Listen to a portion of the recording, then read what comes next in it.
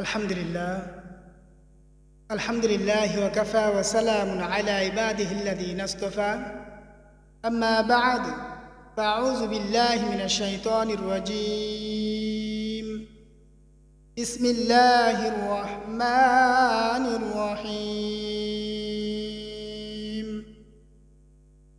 ফাবিআইয়ি আলা'i রাব্বিকুমা تكذبان وقال الله تعالى في كلامه المجيد وما خلقت الجن والإنس إلا ليعبدون الحمد لله মহান আল্লাহ পাক রব্বুল আলামিনের অসংখ্য শুকরিয়া যে আল্লাহ পাক রব্বুল আলামিন আমাদের সকলকে সুন্দরভাবে সুস্থভাবে কোরআন এবং হাদিসের আলোচনা শোনার এবং ধৈর্য ধারণ করে বসার তৌফিক দান করে দিয়েছেন। সেই জন্য আমরা মহান আল্লাহ পাক রব্বুল আলামিনের দরবারে শুকরিয়া আদায় করি আলহামদুলিল্লাহ। আমরা এসএম ইসলামিক টিভির পক্ষ থেকে ধারাবাহিকভাবে ইসলামিক আলোচনা পর্যায়ক্রমে হবে ইনশাআল্লাহ। ইসলাম প্রিয় ভাইয়েরা আমার, আপনারা নিয়মিতভাবে এই চ্যানেলকে ফলো করেন। এখানে প্রয়োজনীয় সুন্দরভাবে বিষয়ভিত্তিক আলোচনা হবে। আপনারা মন অনুযায়ী সুস্থভাবে সুন্দরভাবে সব কিছু জানতে পারবেন, শুনতে পারবেন। সকলকে জানার জন্য এবং শোনার জন্য এই চ্যানেলের প্রতি আহ্বান জানানো হলো। ভাইয়েরা আমার, আমি পবিত্র কালামুল্লাহ থেকে তেলাওয়াত করেছিলাম সূরা আর রহমানের একটি আয়াত। এটার কিছু শাব্দিক ব্যাখ্যা এবং সংক্ষেপ কিছু আলোচনা করে ইনশাআল্লাহ আমার আলোচনাকে শেষ করে দেব। এতটুকুর মধ্যে আমি আশা করি আমার ভাইয়েরা সঠিকভাবে আপনারা বুঝতে পারবেন যে আল্লাহ পাক রব্বুল আমিন এই পবিত্র কালামুল্লাহর ভিতরে, কোরআনের ভিতরে কি বলতে চাইছেন বা কি বুঝাইতে চাচ্ছেন, আমরা সেই জিনিসগুলো বুঝতে পারবো ইনশাআল্লাহ। তাহলে চলেন দেখা যাক, সামনে আগাই। আল্লাহ পাক রব্বুল আমিন পবিত্র কোরআনের ভিতর যে একটা আয়াত নাজিল করেছে, সেই আয়াতের ভিতর আল্লাহ পাক রব্বুল আমিন বলতেছেন, ওয়ামা খালাকতুল জিন্না ওয়াল ইনসা ইল্লা লিয়াবুদুন। হে মানুষেরা, তোমাদেরকে জানিয়ে দিই, আমি মানুষ এবং জিন দুটি জাতি সম্প্রদায়কে আমি সৃষ্টি করেছি একমাত্র আমি আল্লাহ পাকের ইবাদত করার জন্য। বলেন সুবহানাল্লাহ। আমি মানুষ এবং জিন জাতিকে আমার ইবাদত করার জন্য সৃষ্টি করেছি।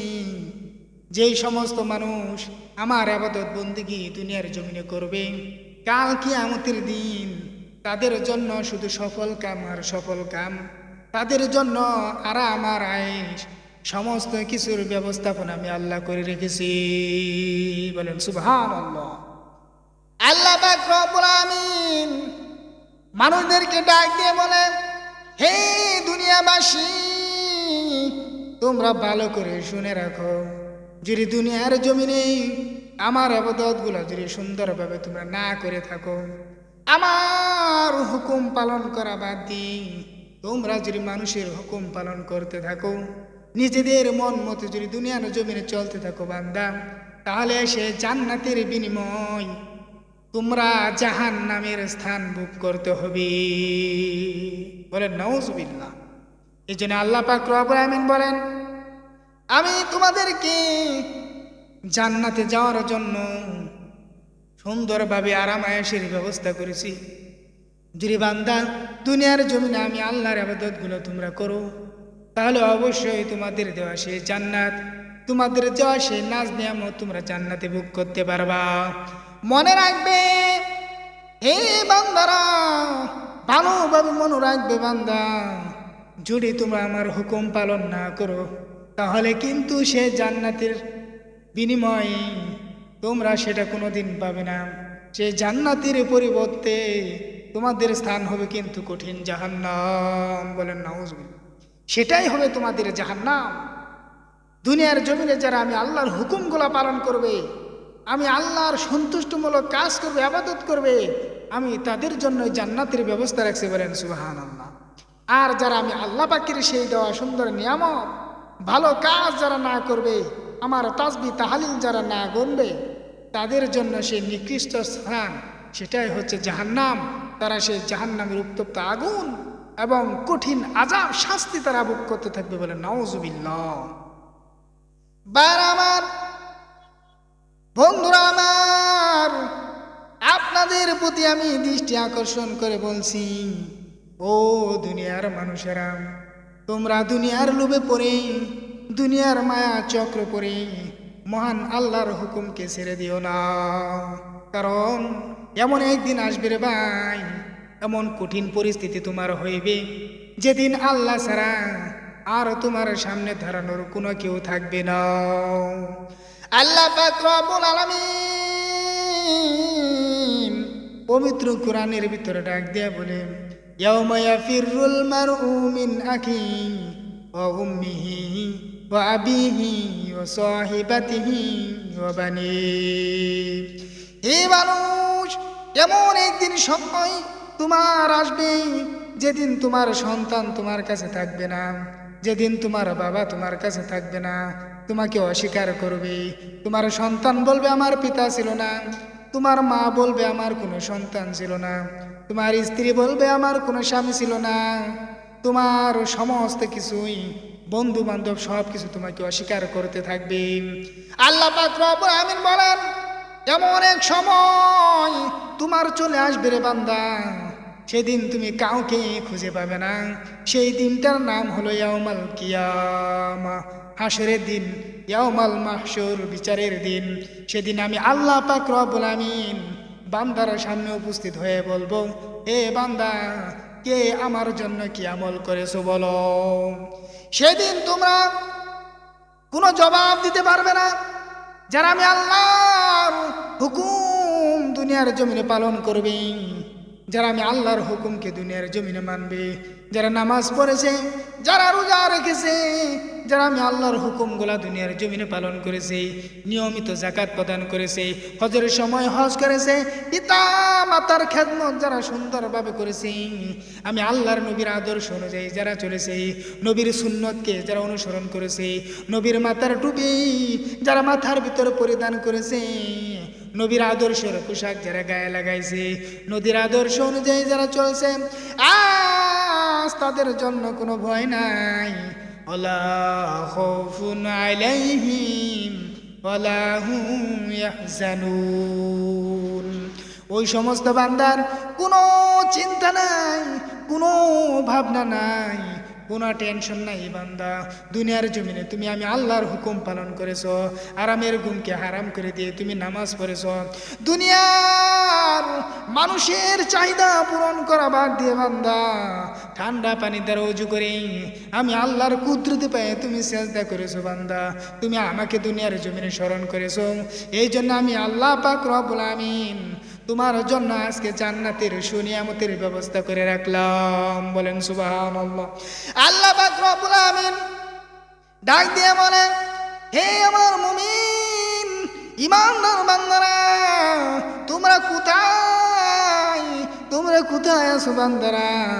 আজকে তোমরা আমার সামনে হাজির হও, তোমরা আমার প্রতি ঈমান আনয়ন করেছো, আমি আল্লাহকে তোমরা দেখতে পারো নাই, তারপরও নামাজ পড়েছো। আমি আল্লাহকে দেখতে পারো না, তারপরও আমাকে বিশ্বাস করেছো। আমি আল্লাহকে তোমরা কোনো দিন দেখো নাই, তারপর আমি আল্লাহর হুকুমকে তোমরা পালন করেছো। আমি আল্লাহকে তোমরা কখনো দেখতে পারো নাই, তারপরেও আমি আল্লাহর কথার প্রতি তোমরা বিশ্বাস স্থাপন করেছো। হে আমার মুমিনেরা, হে আমার প্রিয় বান্দারা, তোমরা কোথায় আছো? আমার সামনে তোমরা উপস্থিত হও। আজকে আমি তোমাদেরকে আমার কুদরতের হাতে ইশারা করে জান্নাতে ভিতর পৌঁছে দিব, বলেন সুবহানাল্লাহ। আল্লাহ পাক রব্বুল আমিন সেদিন কাল কিয়ামতের দিন, কঠিন বিচারের দিন, আল্লাহ পাক রব্বুল আমিন সমস্ত উপস্থিতি মানুষের ভিতরে বলবে, ইয়া আইয়ুহাল মুজরিমুন। এই অপরাধীগণ, হে আমার হুকুম অমান্যকারী, হে আমার নাফরমান বান্দা, দুনিয়ার জমিনে যারা আমি আল্লাহর হুকুমকে অস্বীকার করেছে, পালন করে নাই, নামাজ সুন্দরভাবে পড়ে নাই, যাকাত সুন্দরভাবে দেয় নাই, রোজা সুন্দরভাবে রাখে নাই, কোরআন তেলাওয়াত সুন্দরভাবে করে নাই, কোরআন তেলাওয়াত শিখে নাই, ওই সমস্ত লোক, ওই সমস্ত নাফরমান যারা নিজেদের কাজে সারা জীবন ব্যস্ত ছিল, যারা নিজেদের ব্যবসা বাণিজ্যে ব্যস্ত ছিল, যারা নিজেদের কর্মে ব্যস্ত ছিল, যারা নিজেদের রং তামাশায় ব্যস্ত ছিল, যারা নিজেদের আশা উপাসায় ব্যস্ত ছিল, যারা নিজেদের বড় বড় দার্শনিক হওয়ার জন্য ব্যস্ত ছিল, যারা নিজেদের ব্যবসা বাণিজ্যে ব্যস্ত ছিল, যারা নিজেদের দুনিয়ার শিক্ষা দীক্ষার কাজে ব্যস্ত ছিল, ওই সমস্ত বান্দা আজকে তাদের জায়গা হবে জাহান্নাম। আমি তাদেরকে এই হাসরের মাঠ ছেড়ে যাওয়ার জন্য আমি নির্দেশ দিলাম, ইয়া আইয়ুহাল মুজরিমুন, হে অপরাধীগণ, তোমরা এখান থেকে সরে যাও, সুকান দূর হয়ে যাও, আইসি গেট আউট, বের হয়ে যাও এখান থেকে। আজকে তোমাদের এখানে কোনো দরকার নাই, প্রয়োজন নাই। আমি আমার ইমানদার মুমিন বান্দা যারা রাতের পর রাত, দিনের পর দিন, সারা রাত সারা দিন কষ্ট করে আমি আল্লাহ পাক রব্বুল আমিন হুকুমকে যারা দুনিয়ার জমিনে প্রতিষ্ঠিত করেছে আমার জন্য, আমাকে স্মরণ করে যারা রাত্রে চোখের পানি জড়াইছে, আমার রাসূলের আদর্শ পালন করার জন্য যারা সুন্দরভাবে রাতের পর রাত, দিনের পর দিন জাগ্রত করে মেহনত হয়ে তারা দিনকে প্রতিষ্ঠিত করেছে, যারা রোজাকে নিজের বুকের ভিতর ক্ষুধাকে চাপ দিয়ে আমি আল্লাহর হুকুমকে যারা পালন করেছে, আমি আজকে তাদের জন্য সেই মহান সৌভাগ্য, মহান বরকতময় শান্তিশালী রাজকীয় রাজপ্রাসাদ জান্নাতুল ফেরদাউস আমি তাদের জন্য আজকে নিজে হাতে বিলীন করে দেব। বলেন সুবহানাল্লাহ। আল্লাহ পাক রব্বুল আমিন বলেন, এই অপরাধীগণ, এই নাফরমান যারা দুনিয়ার জমিনে আমার দেওয়া নিয়ামত গুলা ভোগ করেছে, আমার দেওয়া নিয়ামত গুলা, আমার দেওয়া খাবার গুলা ভক্ষণ করেছে, আমার দেওয়া গাছের ফল, আমার দেওয়া পুকুরের মাছ, আমার দেওয়া নদীর মাছ, আমার দেওয়া সাগরের মাছ, আমার দেওয়া গাছের মজাদার ফল, আমার দেওয়া হাঁস, আমার দেওয়া মুরগি, আমার দেওয়া গরুর গোশত, আমার দেওয়া সমস্ত নাজ নিয়ামত দুনিয়ার জমিনে তুই মজা মেরে মনের ভোগ করলে, সেই মুখের ভিতরে দিয়ে মজা করে আমার সমস্ত নিয়ামত ভোগ করলি বান্দা, কিন্তু সেই মুখ দ্বারা আমি আল্লাহর শুকরিয়া, আমি আল্লাহর নাম, আমি আল্লাহর পবিত্র গুণগান, আমি আল্লাহর পবিত্র ডাক, সেই মুখ দিয়ে তুই কেন ডাকলি না? এ নাফরমান, আজকে তোমার জায়গা নাই, তুমি হবা সব চাইতে নিকৃষ্ট একজন ব্যক্তি। আমি আজকে তোমাদের এই সমস্ত অন্যায় কাজ করার কারণে, আমার হুকুমগুলা দুনিয়ার জমিনে না মানার কারণে আমাকে তুমি অসন্তুষ্ট করেছ, আমি তোমার প্রতি নারাজ হয়ে গেছি। এই নারাজিতের কারণে তোমার স্থান হবে জাহান্নাম। তুমি অন্যায় করেছ, তোমার শাস্তি হবে জাহান্নাম। তুমি প্রত্যেকটা হুকুম আমার অমান্য করেছ। নামাজের সময় মুয়াজ্জিন আজান যখন দেয়, আল্লাহু আকবার, আল্লাহু আকবার, এরকম ভাবে যখন ডাকতো আল্লাহ বড়, আল্লাহ বড়, আল্লাহ বড়, তখন তুমি সেই নাম স্বীকার করো নাই, সেই ডাকে তুমি সাড়া দেও নাই, নামাজ পড়তে আসো নাই। এই জন্যই তোমার জায়গা হবে জাহান্নাম। আমার হুকুমকে তুমি অমান্য করেছ, প্রত্যেকটি হুকুমকে অমান্য করার কারণে বান্দা, তুমি আমার নারাজিত অবলম্বন করার কারণে তোমাকে জাহান্নামের কাষ্টে দাঁড় করাতে হবে, সেটার নামই হবে জাহান্নাম। সেই মজা তোমাকে আজকে ভোগ করতে হবে বান্দা।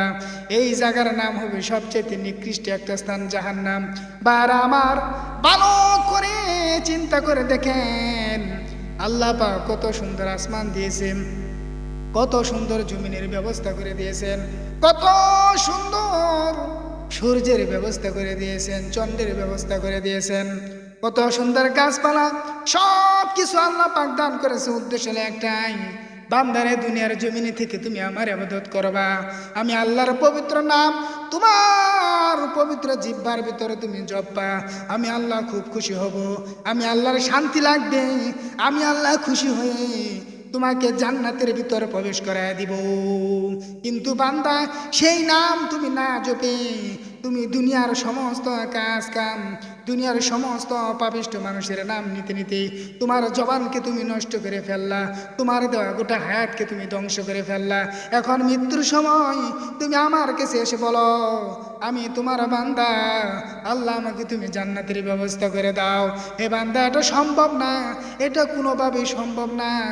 আমি তোমাকে এখন জান্নাত দিতে পারবো না, কারণ জান্নাতের কাজ তুমি দুনিয়ার জমিনে করে আসো নাই। আমি তো তোমাকে দুনিয়ার জমিনে জান্নাতের কাজ করে আসার জন্য কোরআন হাদিসের ভিতরে বারবার বলে দিয়েছি, বান্দা তোমরা দুনিয়ার জমিনে আমল করে এসো, যদি তোমাদের আমল ভালো হয় তোমাদের পরকাল ভালো হয়ে যাবে, যদি তোমাদের আমল ভালো হয় তোমাদের জীবন ভালো হয়ে যাবে, যদি তোমাদের আমল ভালো হয় তোমাদের কবর ভালো হয়ে যাবে, যদি তোমাদের আমল ভালো হয় বান্দা তোমাদের পুলসিরাত ভালো হয়ে যাবে, বান্দা যদি তোমাদের আমল ভালো হয় বান্দা তোমাদের মিজানের পাল্লা ভালো হয়ে যাবে, বান্দা তোমাদের যদি আমল ভালো হয় বান্দা তোমাদের সমস্ত হাউজে কাউসারে পানি বুক করার সুযোগ সুবিধা হবে, বান্দা তোমাদের যদি আমল ভালো হয়ে যায় বান্দা হাসরের ময়দান তোমাদের জন্য জান্নাতুল ফেরদৌসে পরিণত হয়ে যাবে, তোমাদের স্থানকাল সব কিছু সুন্দর হয়ে যাবে। আর যদি তোমাদের আমল ভালো না হয় সব কিছুই তোমাদের জন্য খারাপ হয়ে যাবে। বান্দা এটা আমার উপর কিছুই না, সব কিছু তোমার উপরে এই বান্দা রেখে দিয়েছে আমি। এখন তুমি বিবেক দিয়ে চিন্তা করে দেখো কোনটা করবা। যদি তুমি ভালো কাজ করো, ভালো মতে চলো, তাহলে তোমার স্থান হবে ভালো জায়গা। আর যদি তুমি ভালো কাজ না করো তাহলে তোমার জায়গা হবে জাহান্নাম। বান্দা এটা আমাকে বলার কোনো কিছুই নাই, তোমার পাওনা তুমি নিজেই ভোগ করবা। আল্লাহ পাক রব্বুল আমিন বলেন এমন কঠিন কঠিন সময় আসবে বান্দা, সেদিন তুমি কাউকে পাবা না, একমাত্র আমি আল্লাহকে পাবা। কিন্তু দুনিয়ার জমিনে তো তুমি আমি আল্লাহকে স্মরণ করো নাই। আমি আল্লাহ পাক রব্বুল আমিন পবিত্র কোরআনের ভিতরে বলে দিয়েছি, যে আয়াতের ভিতর আছে আল্লাহ পাক বলেন আযকুরুনি আযকুরুকুম ওয়াশকুরুলি ওয়ালা তাকফুরুন। হে বান্দা, যদি দুনিয়ার জমিনে আমি আল্লাহকে তুমি যদি স্মরণ করো, কাল কিয়ামতের দিন আমি তোমাকে স্মরণ করব। বান্দা আল্লাহ পাক রব্বুল আমিন বলেন আমাকে দুনিয়ার জমিনে কিভাবে স্মরণ করবা। বান্দা আমাকে স্মরণ করা হবে যদি তুমি 5 ওয়াক্ত নামাজ পড়ো, আমাকে স্মরণ করা হবে যদি তুমি রোজা রাখো, আমাকে স্মরণ করা হবে যদি তুমি সত্য কথা বলো, আমাকে স্মরণ করা হবে যদি তুমি গুনার কাজ ছেড়ে দাও, আমাকে স্মরণ করা হবে যদি তুমি অভাবীকে খাবার দাও, আমাকে স্মরণ করা হবে যদি তুমি বস্ত্রহীনকে বস্ত্র দাও, আমাকে স্মরণ করা হবে যদি তুমি যাকাতের সময় যাকাত দাও, আমাকে স্মরণ করা হবে যদি তুমি হজের সময় হজ করো বান্দা, তাহলে আমাকে স্মরণ করা হবে যদি তুমি পিতামাতার খেজমত করো বান্দা, আমাকে স্মরণ করা হবে যদি তুমি কোরআন তেলাওয়াত শিখো বান্দা, আর তোমার জবানের দ্বারা যদি তুমি পবিত্র কোরআন তেলাওয়াত করো বান্দা, আমাকে স্মরণ করা হবে। এইভাবে প্রত্যেকটা আমল যখন বান্দা তুমি দুনিয়ার জমিনে করবা, প্রত্যেকটি কাজে আমাকে স্মরণ করা হবে। আর এই কাজ যদি তুমি না করো বান্দা, এই কাজগুলো যদি তুমি না করো বান্দা, তাহলে দুনিয়ার জমিনে আমাকে স্মরণ করা হবে না। আর যারা দুনিয়ার জমিনে শত কষ্টের ভিতর আমি আল্লাহকে স্মরণ করবে, আমি আল্লাহ কাল কিয়ামতের দিন শত শত কঠিন মুসিবতের সময় আমি আল্লাহ সেই বান্দাকে স্মরণ করব। বলেন সুবহানাল্লাহ। আল্লাহ কিভাবে স্মরণ করবে? মানুষ যখন পুলসিরাতের ঘাটের ভিতরে পড়ে যাবে, সেখানে পার হইতে যার কষ্টকর হয়ে যাবে। হাদিসের ভিতর আছে পুলসিরাত এমন একটা ঘাটি থাকবে যেটা চুলের চেয়ে চিকন, হীরার চাইতে দার, আমাবস্যা রাত্রের চেয়ে হবে অন্ধকার, যত গুনাহগার হবে টুকরো টুকরো কবরস্থান। এই সমস্ত জায়গার ভিতর থেকে সে এক চুল পরিমাণ লড়তে পারবে না। যদি কোনো মুমিন বান্দা সেখানে বিপদে পড়ে যায়, আল্লাহ পাক রব্বুল আমিন তাকে স্মরণ করে কুদরতিভাবে পুলসিরাত পার করে যাবে। যদি কোনো মুমিন বান্দা মিজানের পাল্লায় কাছাকাছি চলে যায়, বদি এবং নেকি যখন মাপা হয়ে যাবে, যখন তার বদির পাল্লা বাড়ি হয়ে যাবে, আমলের পাল্লা যখন কমে যাবে, তখন আল্লাহ পাক রব্বুল আমিন কুদরতে হাত দ্বারা তার আমলের পাল্লাকে ভারী করে দিবে, বলেন সুবহানাল্লাহ। এটার মাধ্যমে আল্লাহ পাক রব্বুল আমিন তাকে স্মরণ করবে হাসরের ময়দানে। ভাইয়ের আমার, প্রত্যেকটি কাজ যদি আমরা সুন্দরভাবে আল্লাহর হুকুম দুনিয়ার জমিনে মানতে পারি তাহলে আমাদের হবে স্থান সুন্দর, সেটা হবে জান্নাত। আর যদি আল্লাহর হুকুম সুন্দরভাবে না মানতে পারি সেই স্থানটা হবে অমান্য করার কারণে, অপরাধের কারণে আল্লাহ জান্নাত, সেটা জেলখানা হিসাবে আল্লাহ পাক রব্বুল আমাদেরকে শাস্তি এবং অশান্তি ভোগ করার জন্য, আল্লাহর হুকুম অমান্য করার সাজা বোঝার জন্য আল্লাহ পাক দিবে, সেটার নামই হলো জাহান্নাম। তে ভাইয়ের আমার, আমরা সবসময় ভালো আমল, ভালো কথা এবং ভালো কাজগুলো সুন্দরভাবে করে আল্লাহর হুকুমগুলো মেনে দুনিয়ার জমিন থেকে ঈমান এবং আমলকে সুন্দর করে জান্নাতে যাওয়ার প্রস্তুতি নিয়ে আমরা ইনশাআল্লাহ অগ্রসর হতে থাকব। আর যত প্রকার গুনার কাজ আছে, খারাপি কাজ আছে, সেই সমস্ত কাজগুলো থেকে আমরা বেঁচে থাকার চেষ্টা করব। আমাদেরকে আল্লাহ পাক রব্বুল আমিন তৌফিক দান করে। ভাইয়ের আমার, আজকে থেকে আপনারা এই SMS ইসলামিক টিভিতে সুন্দরভাবে ধারাবাহিকভাবে ইসলামিক আলোচনা সুন্দরভাবে আপনারা শুনতে পারবেন, প্রয়োজনীয় সব কিছু আপনারা দেখতে পারবেন, জানতে পারবেন। তা আপনাদের প্রতি আমার ক্ষুধার্ত আহ্বান রইল, আপনারা এই চ্যানেলকে সুন্দরভাবে ফলো করেন এবং চ্যানেলকে দেখেন। এখান থেকে আপনারা শিক্ষণীয় জানার অনেক কিছুই মোটামুটি ইনশাল্লাহ পাবেন, এই আশা ব্যক্ত করে আমি আমার সংক্ষিপ্ত বক্তব্য শেষ করলাম। ওয়া আখিরি দাওয়ানা আলহামদুলিল্লাহি রাব্বিল আলামিন।